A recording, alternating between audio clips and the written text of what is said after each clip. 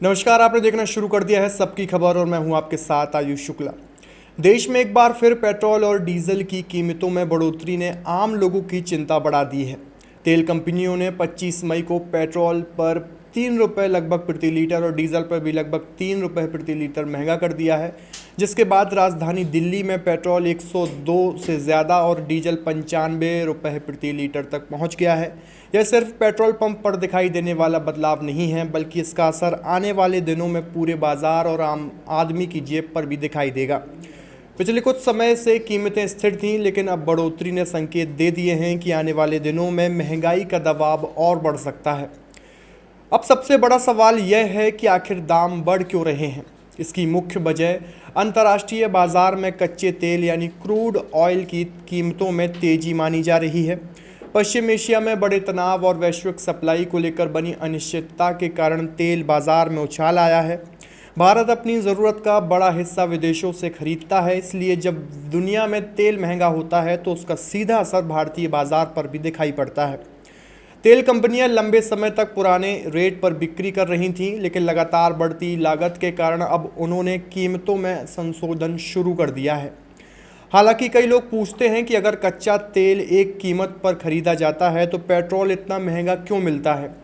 इसकी वजह यह है कि उपभोक्ता तक पहुंचने से पहले कीमत में कई स्तर जुड़ते हैं। सबसे पहले कच्चे तेल की लागत होती है, फिर उसे रिफाइन कर पेट्रोल और डीजल बनाया जाता है। इसके बाद कंपनियों और खर्च और मार्जिन जुड़ता है। फिर केंद्र सरकार एक्साइज ड्यूटी लेती है, डीलर कमीशन जुड़ता है और आखिर में राज्य सरकारें अपने हिसाब से वैट लगाती हैं। यही कारण है कि अंतिम कीमत कई गुना तक बढ़ जाती है। इस बढ़ोतरी का असर सबसे पहले माल भाड़े पर पड़ता है। ट्रक और परिवहन कंपनियों की लागत बढ़ने से दूसरे राज्यों से आने वाला सामान महंगा हो जाता है। सब्जियां, फल, राशन, निर्माण सामग्री और रोज़मर्रा के उत्पादों की कीमतों में धीरे धीरे बढ़ोतरी देखने को मिल सकती है।